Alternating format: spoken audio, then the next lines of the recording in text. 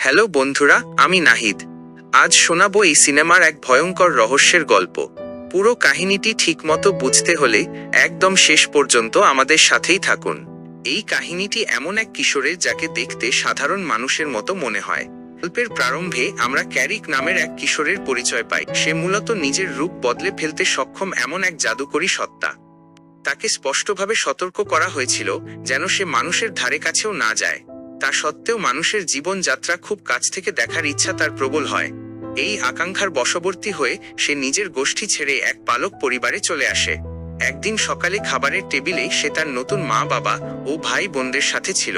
তখন সংবাদপত্রে পশু পাখির মাধ্যমে সাধারণ মানুষের ওপর হামলার খবর ছাপা হয়।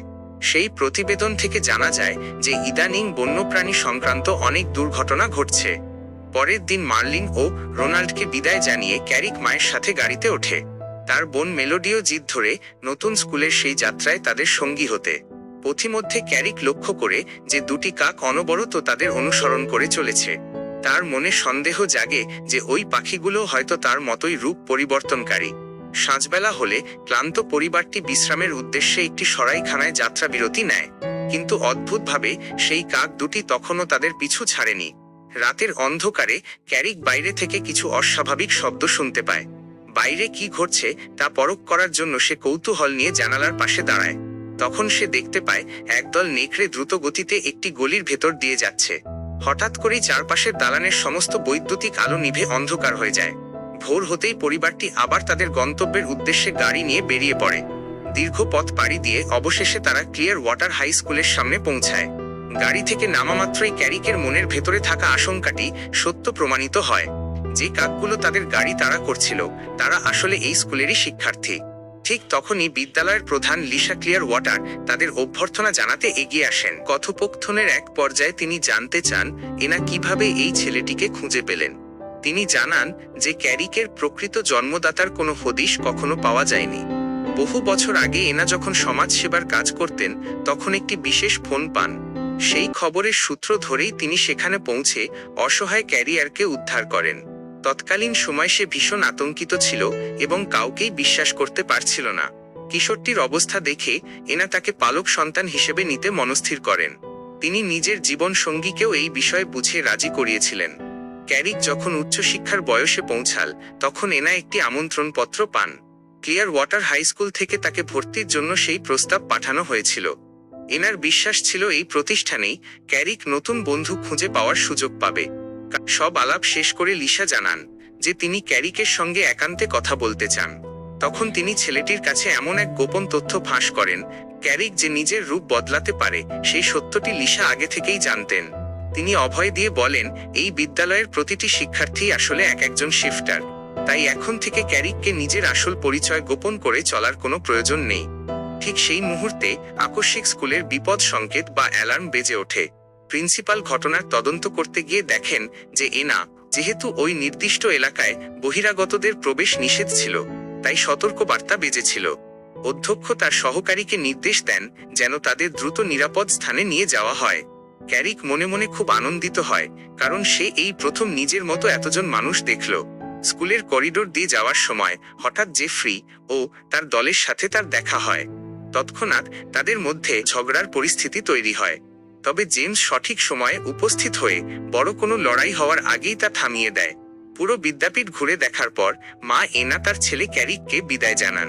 এনা ও মেলোডি যখন গাড়ির দিকে ফিরছিলেন তখন সেখানে এক ধনী ব্যক্তির আগমন ঘটে। স্কুলের প্রধান অর্থদাতা কোটিপতি অ্যান্ড্রু মিলিং সেই মুহূর্তে ক্যাম্পাসে আসেন। পরিবার চলে যাওয়ার পর অ্যান্ড্রুর সাথে ক্যারিককে আনুষ্ঠানিকভাবে পরিচয় করানো হয়। সেখানেও ক্যারিক ব্যাখ্যা করে কেন সে পাহাড় ছেড়ে লোকালয়ে থাকার সিদ্ধান্ত নিয়েছে। তার মনে হতো শুধু পশুরূপে পাহাড়ে পড়ে থাকলে তার জীবন চিরকাল অপূর্ণ থেকে যাবে। পরবর্তীতে ক্যারিক যখন নিজের শয়নকক্ষে পৌঁছাল তখন তাকে স্কুলের নিয়ম কানুন শেখানো হলো। প্রিন্সিপাল সেখান থেকে বিদায় নিতেই জানালার পাশে একটি কাঠবিড়ালি দেখা গেল। ক্যারিক জানালার পাল্লা খুলতেই চট করে সেই প্রাণীটি ঘরের ভেতরে ঢুকে পড়ে। সে জানায় তার নাম হোলি এবং তাকে ক্যারিকের পথপ্রদর্শক হিসেবে দায়িত্ব দেওয়া হয়েছে। হোলি তাকে তার জীবনের প্রথম শেপ শিফটিং বা রূপ বদলানোর ক্লাসে নিয়ে যায়। শ্রেণীকক্ষে শিক্ষক মিস্টার এলবোর্ড সবাইকে একটি গুরুত্বপূর্ণ নিয়মের কথা মনে করান। তিনি বলেন যে তারা কেবল পাঠদানের সময় নিজেদের বিশেষ শক্তি ব্যবহার করতে পারবে। পাশাপাশি তিনি সতর্ক করেন যে রূপান্তর রূপান্তরের সময় যেন কোনো সাধারণ মানুষ দেখে না ফেলে। যেহেতু ক্যারিক এই বিদ্যালয়ে নতুন, তাই তাকেই প্রথমে নিজের ক্ষমতা প্রদর্শনের জন্য ডাকা হয়। কিন্তু তার আগেই ব্র্যান্ডন নামক একজন ছাত্র নিজের রূপ পরিবর্তন করে দেখায়। ব্র্যান্ডনের প্রকৃত সত্তা হলো একটি বাইসন, এবং সে তার শক্তির ওপর নিয়ন্ত্রণ হারিয়ে ফেলছিল। অন্য রূপ থেকে মানুষের চেহারায় ফিরে আসা তার জন্য বেশ কষ্টকর হয়ে দাঁড়াচ্ছিল। সহপাঠীর অবলীলায় রূপ বদলানো দেখে ক্যারিক নিজের ভেতরে কিছুটা হীনম্মন্যতা অনুভব করে। তার মনে হতে থাকে সে হয়তো নিজের আদিম সত্তা থেকে অনেকটা বিচ্যুত হয়ে পড়েছে। মানসিক দ্বিধার কারণে সে প্রথমে রূপান্তর প্রক্রিয়া থেকে নিজেকে গুটিয়ে নিতে চায়, কিন্তু লিসার অনুপ্রেরণায় ক্যারিক পুনরায় তার অরণ্যচারী জীবনের স্মৃতিচারণ করতে শুরু করে। বন্য পরিবেশে পরিবারের সাথে কাটানো সেই মুহূর্তগুলো তাকে নতুন করে সাহস যোগায়। স্মৃতি রোমন্থন করে সে অবশেষে সফলভাবে নিজের আদিম রূপটি ধারণ করতে সক্ষম হয়। অতঃপর প্রধান শিক্ষক উপস্থিত সকল শিক্ষার্থীকে একযোগে রূপ পরিবর্তনের আদেশ দেন। তখন ক্যারিক বুঝতে পারে সে বৈচিত্র্যময় সব রূপান্তরকামীদের এক মিলন মেলায় অবস্থান করছে। লিসা তাকে বোঝান যে এখানে সে মানুষ ও পশু উভয় সত্তার ভারসাম্য রক্ষা করতে শিখবে। কয়েক ঘন্টা অতিবাহিত হওয়ার পর সে যখন আপন কক্ষে বিশ্রাম নিচ্ছিল, তখন ব্র্যান্ডন তার সাথে দেখা করে রুমমেট হওয়ার সংবাদটি প্রদান করে। সেই মুহূর্তে হোলি সেখানে এসে তাদের ভোজনালয়ে যাওয়ার জন্য তাগিদ দেয়। খাবার সংগ্রহের পর ক্যারিকের সাথে ডরিয়ান নামক এক কিশোরের পরিচয় হয়। ডরিয়ান এমন এক সত্তা যে অনায়াসেই বিড়ালের রূপ ধারণ করতে পারে। সে আগে একটি মানব পরিবারে পোষ্য হিসেবে দিনাতিপাত করত। ক্যারিক যখন সবার সম্মুখে নিজের প্রকৃত রূপ দেখায়, তখন অনেকে তাকে সম্মান করে, তবে কিছু দুর্বল চিত্তের প্রাণী তাকে দেখে আতঙ্কিত হয়ে পড়ে। তার শক্তিশালী পশু রূপটিকে তারা নিজেদের জন্য বড় বিপদ মনে করে। এই ভীতির কারণে বেশ কিছু শিক্ষার্থী তার থেকে দূরত্ব বজায় রাখে। সে বিবাদ এড়িয়ে চলতে চাইলেও জেফ্রির সাথে এক অনাকাঙ্ক্ষিত ঝামেলায় জড়ায়। বিপদে পড়া সহপাঠীকে বাঁচাতে সে এগিয়ে আসে এবং জেফ্রির সাথে লড়তে থাকে। এর ফলে সে নিজেই এক প্রতিকূল পরিস্থিতির সম্মুখীন হয়ে পড়ে। নেকড়েরা যখন নতুন ছাত্রকে ভয় দেখাচ্ছিল, তখন জেমস এসে পরিবেশ শান্ত করে। গভীর রাতে নিজ পরিবারের স্বপ্ন দেখার সময় ব্র্যান্ডন তাকে জাগিয়ে তোলে। আসলে ব্র্যান্ডন ঘুমের ঘোরে রূপ বদলে ফেলে, অনিচ্ছাকৃতভাবে নিজের বিছানা ভাঙে। তার ভাষ্যমতে সপ্তাহে অন্তত একবার বা দুবার এমন ঘটনা ঘটেই থাকে। ক্যারিক বুঝতে পারে তার আগামী রাতগুলো খুব একটা শান্তিময় হবে না। পরদিন লড়াইয়ের প্রশিক্ষণ ক্লাসে বার্ডা ও ব্র্যান্ডনকে প্রতিপক্ষ হিসেবে বাছা হয়, কিন্তু মল্লযুদ্ধ শুরু হওয়ার পূর্বেই ব্র্যান্ডন সেখান থেকে প্রস্থান করে।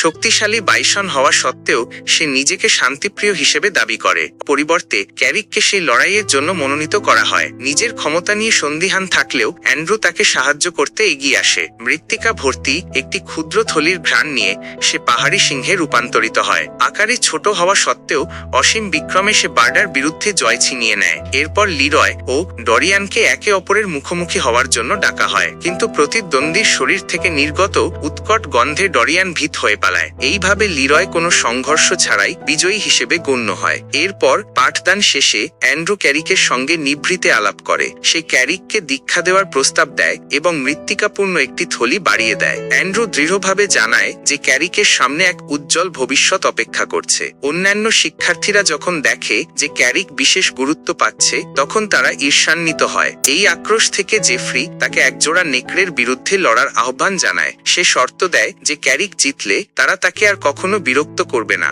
মধ্যাহ্ন ভোজের পর ক্যারিক তার সতীর্থদের নিয়ে বৃক্ষগৃহে যায় এবং চ্যালেঞ্জটি গ্রহণ করে। ব্র্যান্ডন এই হঠকারী সিদ্ধান্তে আতঙ্কিত হয়ে পড়ে, কিন্তু ক্যারিক স্পষ্ট জানিয়ে দেয় যে সে আর কারো অবজ্ঞা সহ্য করতে রাজি নয়। তাকে নিবৃত্ত করা অসম্ভব দেখে হোলি তার পাশে থাকার অঙ্গীকার ব্যক্ত করে। ব্র্যান্ডনও কৌতুক করে বলে যে সে নেকড়েদের পরাজয় দেখার অপেক্ষায় রইল। এই রাতে তারা তিনজন ছাত্রাবাস থেকে বেরিয়ে পড়ে। রূপান্তরের পূর্বে ক্যারিক সেই ছোট থলিটির ঘ্রাণ নিয়ে নিজেকে প্রস্তুত করে। গন্তব্যে পৌঁছে সে জানতে চায় তার প্রতিপক্ষ নেকড়েরা আসলে কোথায়। তখন সে বুঝতে পারে এটি ছিল জেফ্রির সাজানো এক সুপরিকল্পিত ফাঁদ। দুটি নেকড়ের বদলে ক্যারিক নিজেকে জেফ্রি ও তার বিশাল দলের সামনে একা পায়। প্রতিকূলতা সত্ত্বেও সে নতি স্বীকার না করে সাহসের সাথে রুখে দাঁড়ায়। শারীরিকভাবে শক্তিশালী হলেও পেছন থেকে অতর্কিত আক্রমণে সে কোণঠাসা হয়ে পড়ে। বন্ধুকে বিপন্ন দেখে হোলি তখন ব্র্যান্ডনকে পাহাড় থেকে সজোরে ধাক্কা দেয়। সেই ধাক্কায় ব্র্যান্ডন বাইসনের রূপ ধারণ করে নেকড়েদের লক্ষ্য বিচ্যুত করে দেয়। এই সুযোগে ক্যারিক সর্বশক্তি দিয়ে পাল্টা আঘাত হেনে শত্রুদের ছত্রভঙ্গ করে। পরাজয় নিশ্চিত বুঝে জেফ্রি এবং তার সঙ্গীরা রণে ভঙ্গ দিয়ে পলায়ন করে। পরদিন সকালে শিক্ষক জেমস লক্ষ্য করেন যে অনেক ছাত্রই গুরুতর জখম হয়েছে। তিনি আহতদের দ্রুত চিকিৎসালয়ে যাওয়ার পরামর্শ দেন এবং ঘটনার কারণ জানতে চান। শিক্ষার্থীরা নানা অজুহাত দিলেও জেমসের কাছে তাদের মারপিটের বিষয় বিষয়টি স্পষ্ট হয়ে যায়। অধ্যক্ষ যখন ক্যারিককে জেরা করতে যাবেন, ঠিক তখনই অ্যান্ড্রুর সাথে ভ্রমণের ডাক আসে। ভ্রমণের এক পর্যায়ে ক্যারিক জানতে পারে অ্যান্ড্রু গতরাতের সব খবর আগে থেকেই জানত। অ্যান্ড্রু মন্তব্য করে যে ক্যারিক যদি প্রকৃতই শক্তিশালী হয় তবে তার একাই যথেষ্ট হওয়া উচিত। যদিও ক্যারিক শৈশবেই তার আপন পরিবারকে হারিয়েছিল এবং একা হয়ে পড়েছিল, এই কারণেই শিকার করার গূঢ় কৌশলগুলো সে যথাযথভাবে রপ্ত করতে পারেনি। সব শুনে অ্যান্ড্রু তাকে ব্যক্তিগতভাবে প্রশিক্ষিত করার চূড়ান্ত সিদ্ধান্ত গ্রহণ করে, যাতে সে ভবিষ্যতে একজন দক্ষ ও নিপুণ শিকারী হিসেবে নিজেকে গড়তে পারে। ভ্রমণ শেষে অ্যান্ড্রু তাকে পুনরায় বিদ্যালয়ের আঙিনায় পৌঁছে দিয়ে বিদায় নেয়। লিসা সেখানে ক্ষুব্ধ হন এবং জানান যে কোনো বিশেষ ছাত্রকে অগ্রাধিকার দেওয়া অনুচিত। অধ্যক্ষ ক্যারিককে সতর্ক করেন যে এখানে থাকতে হলে নিয়মাবলী মানতে হবে। পাঠদানের সময় ব্যতীত অন্য কোনো মুহূর্তে বিবাদে জড়ানো সম্পূর্ণ নিষিদ্ধ। লিসা প্রস্থান করতেই হোলি ও ব্র্যান্ডন কৌতূহলী হয়ে ঘটনার বিস্তারিত জানতে চায়। আলাপের মাঝেই ক্যারিক লক্ষ্য করে লু গভীর অরণ্যের দিকে অগ্রসর হচ্ছে। সে দ্রুত অনুসরণ করে এবং শিক্ষকদের একটি গোপন আলোচনার সাক্ষী হয়। তারা সম্প্রতি ঘটে যাওয়া রহস্যময় প্রাণী ঘটিত আক্রমণ নিয়ে উদ্বিগ্ন ছিলেন। শিক্ষকদের মতে এই হামলার পেছনে সাধারণ পশু নয় বরং রূপান্তরকামীরা জড়িত। সাধারণ মানুষ সত্য জেনে ফেললে উভয় জাতির শান্তি চিরতরে বিনষ্ট হতে পারে। তাই লিসা ও অন্য সদস্যরা ভবিষ্যতে এমন সহিংসতা রোধে পরিকল্পনা গ্রহণ করেন। বিদ্যালয়ে ফিরে ক্যারিক বন্ধুদের জানায় যে সে 4টি নেকড়েকে আক্রমণ করতে দেখেছে। সে নিশ্চিত ছিল যে ওই আক্রমণকারী নেকড়েরা আসলে জেফ্রি ও তার সঙ্গীরাই ছিল। পরদিন পূর্ব পরিকল্পনা অনুযায়ী অ্যান্ড্রু তাকে প্রথম পাঠ দিতে বনে নিয়ে যায়। অ্যান্ড্রু বুঝান যে ঘন ঘন রূপ বদলালে উভয় সত্তার ওপর নিয়ন্ত্রণ প্রতিষ্ঠা সহজ হয়। এভাবে সে মানুষ ও পশু উভয় রূপেই নিজের প্রকৃত শক্তির বিকাশ ঘটাতে পারবে। শিকারের পূর্বে লক্ষ্যবস্তু চেনা এবং দূরত্ব বজায় রেখে ওতো পাতা অত্যন্ত জরুরি। সফলভাবে একটি হরিণ শিকার করার পর তারা উভয় মিলে বনভোজন সম্পন্ন করে। দীর্ঘ সময় পর পদব্রজে তারা শিক্ষা প্রতিষ্ঠানে ফিরে আসার পথে গল্প করে। অ্যান্ড্রু ব্যথিত হৃদয়ে তার মৃত কন্যার কথা স্মরণ করে যে আজ ক্যারিকের বয়সী হতো। সেদিন খাবারের সময় লু লক্ষ্য করে যে ক্যারিক কোনো আহার গ্রহণ করতে চাইছে না। ক্ষুধার্ত না হওয়ার কারণ জানতে চাইলে ক্যারিক সকালে শিকার করার সত্যটি জানায়। শোনা মাত্রই লু ক্রুদ্ধ হয়ে প্রস্থান করে, কারণ একদা তার মাকেও এক সিংহ আক্রমণ করেছিল। স্মৃতিটি তাকে আজও তাড়িয়ে বেড়ায় এবং সে স্বাভাবিক জীবন যাপন করতে পারে না। মান অভিমান ভাঙাতে ক্যারিক বনের গভীরে গেলেও লুর নাগাল পেতে ব্যর্থ হয়। গোধূলি বেলায় শয্যায় বিশ্রামের সময় সে জেফ্রির উচ্চকিত চিৎকার শুনতে পায়। বাতায়ন দিয়ে উঁকি দিয়ে সে বুঝতে পারে নেকড়েরা নতুন কোনো ষড়যন্ত্রে লিপ্ত হয়েছে। তারা আসলে কি ষড়যন্ত্র করছে তা জানার জন্য ক্যারিক তাদের অনুসরণের সংকল্প করে। গোপনে পিছু নিয়ে সে পার্শ্ববর্তী জনপদ পর্যন্ত পৌঁছে যায় এবং পরিস্থিতি পর্যবেক্ষণ করে। সেখানে নেকড়েরা এক নিরাপত্তা রক্ষীকে আতঙ্কিত করে একটি কারখানায় প্রবেশ করে। সেই মুহূর্তে ক্যারিক তাদের দৃষ্টিগোচর হয় এবং প্রতিকূল অবস্থার সম্মুখীন হতে হয়। নেকড়েরা যখনই বুঝতে পারে কেউ তাদের গোয়েন্দাগিরি করছে, তারা আক্রমণের প্রস্তুতি নেয়। তবে ঠিক সেই সময়েই অ্যান্ড্রু সেখানে আবির্ভূত হয়ে সম্ভাব্য সংঘর্ষ থামিয়ে দেয়। সে নির্দেশ দেয় যেন সকল শিক্ষার্থী দ্রুত যানবাহনে আরোহণ করে বিদ্যালয় প্রত্যাবর্তন করে। এরপর সে ক্যারিককে নিভৃতে ডেকে নিয়ে ব্যক্তিগত কিছু জরুরি বিষয়ে আলাপচারিতা করে। অ্যান্ড্রু প্রকাশ করে যে কয়েক বছর পূর্বে সে তার জীবনসঙ্গিনী ও কন্যাকে হারিয়েছে। অরণ্যে বিচরণকালে এক ব্যাধের নিষ্ঠুর আঘাতে তাদের জীবনাবসান ঘটেছিল। সেই বিয়োগান্তক ঘটনার পর থেকে অ্যান্ড্রুর হৃদয়ে মানুষের প্রতি তীব্র ঘৃণা জন্মেছে। তার ধারণা মানুষ পৃথিবী দখল করে নিয়েছে এবং প্রাণীকুলকে ক্রমাগত কোণঠাসা করছে। এর ফলে বহু বিচিত্র প্রজাতি এই ধরনী থেকে চিরতরে বিলুপ্ত হয়ে গিয়েছে। দীর্ঘকাল ধরে উডওয়াকার কাউন্সিল সমঝোতার চেষ্টা করলেও পরিস্থিতির কোনো উন্নতি হয়নি, বরং দিন দিন বন্য প্রাণীদের অবস্থা আরও শোচনীয় ও সংকটাপন্ন হয়ে পড়ছে। এই কারণেই অ্যান্ড্রু নিজেই কঠোর পদক্ষেপ গ্রহণের মাধ্যমে পরিবর্তনের সিদ্ধান্ত নিয়েছে। আলাপের মাঝে শিলা নৈশভোজ পরিবেশন করতে এলে ক্যারিক তার কৃত্রিম পা লক্ষ্য করে। অ্যান্ড্রু জানায় যে শিলা একটি সর্প যাকে বন্যরূপে থাকাকালীন একটি যান আঘাত করেছিল। ভোজনকালে অ্যান্ড্রু ক্যারিককে তার বিশেষ অভিযানে যুক্ত হওয়ার প্রস্তাব প্রদান করে, কিন্তু ক্যারিক বিনয়ের সাথে জানায় যে সে কাউকে শারীরিকভাবে আঘাত করতে অনিচ্ছুক। অ্যান্ড্রু আশ্বস্ত করে যে তার লক্ষ্য মানুষ নয় বরং পরিবেশ বিনাশী যন্ত্রগুলো ধ্বংস করা। ক্যারিক প্রতিশ্রুতি দেয় যে ওই রাতের সমস্ত গোপন আলোচনা সে কারো কাছে ফাঁস করবে না, তবে প্রস্তাবটি নিয়ে গভীরভাবে ভেবে দেখার জন্য সে কিছুটা সময় প্রার্থনা করে। পরদিন প্রাতঃকালে ক্যারিক তার প্রিয় বন্ধু ব্র্যান্ডনকে যুদ্ধের মহড়ায় সহায়তা করতে থাকে। ছুটাছুটি করার সময় ব্র্যান্ডন অসাবধানতাবশত ক্যারিকের মা বাবার গায়ে ধাক্কা লাগিয়ে দেয়। তারা মূলত কয়েকদিনের জন্য ক্লিয়ার ওয়াটার বিদ্যালয় ছেলের সাথে সাক্ষাৎ করতে এসেছিলেন। ব্র্যান্ডন ক্ষমা প্রার্থনা করতে গেলে ক্যারিক দ্রুত বিষয়টি সামলে নিয়ে ঘর দেখানোর চলে যায়। কক্ষে পৌঁছে এনা একটি কাঠবিড়ালিকে ঘরের আসবাবপত্র নাড়াচাড়া করতে দেখে অবাক হন। অধ্যক্ষ তখন কাঠবিড়ালিটিকে তিরস্কার করেন এবং সাক্ষাতের নির্দিষ্ট সময় মনে করিয়ে দেন। প্রস্থানের পূর্বে এনা জানায় যে সে পুরো ছুটির দিনগুলো পাশের শহরেই অতিবাহিত করবে। মায়ের সাথে যাওয়ার প্রস্তাবে ক্যারিক সানন্দে রাজি হয়ে তাদের সশ্রদ্ধ বিদায় জানায়। পরিবার চলে যাওয়ার পরপরই অ্যান্ড্রুর পক্ষ থেকে একটি জরুরি দুরালাপনী বার্তা আসে। অ্যান্ড্রু তাকে সেই ছুটির দিনে একটি বিশেষ অনুষ্ঠানে যোগ দেওয়ার জন্য আহ্বান জানায়, কিন্তু ক্যারিক স্পষ্ট করে দেয় যে সে ওই সময়টুকু তার পরিবারের সাথেই কাটাতে চায়। মানুষের অনিষ্ট করার চিন্তা তার পছন্দ নয় বলে সে প্রস্তাবটি সরাসরি প্রত্যাখ্যান করে। অতঃপর নিজের মনকে শান্ত করার জন্য ক্যারিক গহীন অরণ্যে গিয়ে রূপান্তরের সাধনা করে। দীর্ঘক্ষণ বনের পথে চলতে চলতে হঠাৎ উইং এর সাথে তার আকস্মিক সাক্ষাৎ ঘটে। সে জানতে পারে যে তার নিখোঁজ হওয়ার সংবাদে সবাই অত্যন্ত উদ্বিগ্ন হয়ে তাকে খুঁজছে। আলাপের মাঝেই একটি ড্রোন সেখানে উপস্থিত হয়ে তাদের নজরদারি শুরু করে। উইং বুঝতে পারে কোনো শিকারী কুকুর নিয়ে পিছু নিয়েছে, তাই সে পালানোর নির্দেশ দেয়। প্রাণভয় কয়েক মিনিট দৌড়ানোর পর ক্যারিক একটি সুউচ্চ বৃক্ষ শাখে আত্মগোপন করে। ড্রোনটি তখনও পিছু ছাড়ছিল না দেখে উইং যন্ত্রটি ধ্বংস করে বন্ধুকে রক্ষা করে। কিছু সময় পর পরিশ্রান্ত ক্যারিক যখন থামে তখন শ্যাডো তাকে পরিধেয় বস্ত্র এনে দেয়। মানুষের রূপ ফিরে পাওয়ার পর সে তার গুরুকে বনের সমস্ত রোমহর্ষক ঘটনার বর্ণনা দেয়। সে ভাবতে থাকে তার আপন মা বাবার ভাগ্যেও হয়তো অ্যান্ড্রুর পরিবারের মতো ট্র্যাজেডি ঘটেছে। এই প্রতিহিংসার আগুনে জ্বলে উঠে সে অ্যান্ড্রুর অভিযানে সামিল হওয়ার চূড়ান্ত সিদ্ধান্ত নেয়। প্রথম অভিযানে যাওয়ার প্রাক্কালে সে জানতে পারে অ্যান্ড্রু তার পরিবারকে খুঁজতে লোক পাঠিয়েছে। অ্যান্ড্রু কথা দেয় যে তারা জীবিত থাকলে খুব শীঘ্রই তাদের সন্ধান পাওয়া যাবে। কিছুক্ষণ পর মায়ের কল এলে ক্যারিক জানায় জরুরি কাজের অজুহাতে সে সফরটি বাতিল করছে। সেখানে ব্র্যান্ডন ও হোলি বন্ধুর নিরাপত্তা নিয়ে চিন্তিত হয়ে উপস্থিত হলেও ক্যারিক তাদের তাড়িয়ে দেয়। কিছু সময় যানবাহন চালিয়ে তারা সবাই মিলে একটি নির্জন খনি এলাকায় পৌঁছে যায়। অভিযানের স্বার্থে সেখানে দল ভাগ করা হয় এবং ক্যারিককে বন্যপ্রাণী সরানোর দায়িত্ব দেওয়া হয়। জেফ্রি ও নেকড়েদের কাজ ছিল কর্মীদের ভয় দেখিয়ে কারখানা থেকে নিরাপদে সরিয়ে দেওয়া। নিকটবর্তী খরগোশদের ভয় দেখানোর সময় ক্যারিক আবিষ্কার করে তার পরিবার পাশেই তাঁবু গেড়েছে। আপনজনদের বিপদের কথা ভেবে সে আতঙ্কিত হয়ে পড়ে এবং তৎক্ষণাৎ তার গুরুকে ফোন করে। অ্যান্ড্রু স্বীকার করে যে সে তাদের দেখেছে, তবে দাবি করে যে তারা সম্পূর্ণ নিরাপদ থাকবে। ক্ষিপ্ত নেকড়েদের তাড়ায় আতঙ্কিত কর্মীরা একটি ট্রাকে করে সেখান থেকে প্রাণভয় পালায়। ড্যান যখন ট্রাক থেকে কাঠের স্তূপ ফেলে পথরোধের চেষ্টা করে তখন ক্যারিক তাকে বাধা দেয়। পরিবারের বড় কোনো ক্ষতি হয়ে যাওয়ার আশঙ্কায় সে এই বিপজ্জনক মিশনটি থামানোর অনুরোধ করে।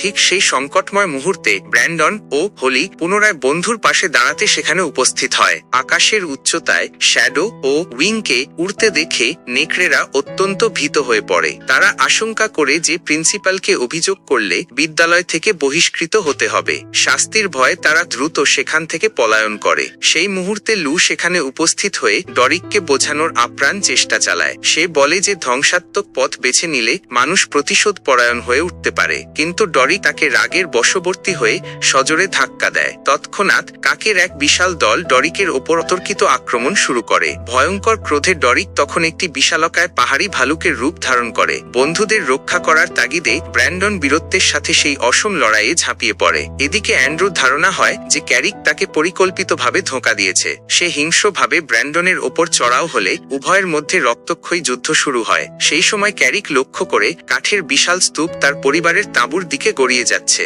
সে নিজের প্রাণের মায়া ত্যাগ করে আপনজনদের বাঁচাতে উন্মুখ হয়ে দৌড়ে যায়। নিচের উপত্যকায় এনা ওপর থেকে পাথর ও কাঠ পড়ার শব্দ শুনেই সবাইকে লুকানোর নির্দেশ দেয়, কিন্তু কানে হেডফোন থাকায় মেলোডি তার মায়ের সেই সতর্ক বার্তা শুনতে ব্যর্থ হয়। সামনে যমদূত সম কাঠের স্তূপ দেখে সে আতঙ্কে চিৎকার করতে শুরু করে। ঠিক অন্তিম মুহূর্তে ক্যারিক দ্রুতগতিতে এসে মেলোডিকে নিশ্চিত মৃত্যুর হাত থেকে বাঁচায়। বিপর্যস্ত এনা তার কন্যাকে খুঁজতে বের হয়ে তাকে জীবিত দেখে স্বস্তির নিঃশ্বাস ফেলে। মেলোডি জানায় যে একটি পাহাড়ি সিংহ তাকে ধাক্কা দিয়ে নিরাপদ স্থানে সরিয়ে দিয়েছে। তবে রোনাল্ডের ধারণা হয় যে তার মেয়ে হয়তো ভয়ে কোনো অলীক দৃশ্য বা ভ্রম দেখছে। কিছু সময় পর লু ও তার সঙ্গীরা বনের ভেতরে ক্যারিককে সংজ্ঞাহীন অবস্থায় পড়ে থাকতে দেখে। তার নিথর দেহ দেখে বন্ধুরা অত্যন্ত শোকাতুর হয়ে পড়ে।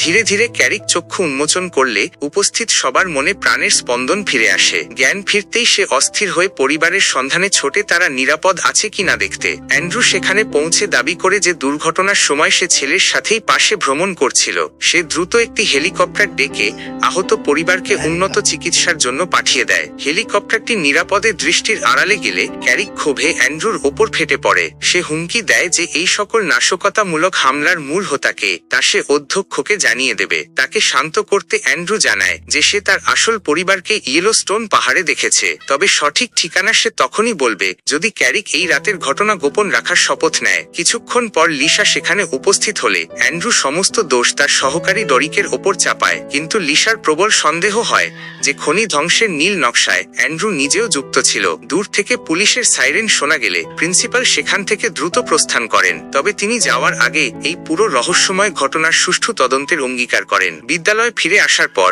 ছোট ছোট শিক্ষার্থীদের বিরচিত সংবর্ধনা দিয়ে বরণ করে নেওয়া হয়। সবাই আগে থেকেই জানত যে এই নির্ভীক বালকরাই খনির কর্মীদের জীবন রক্ষা করেছে।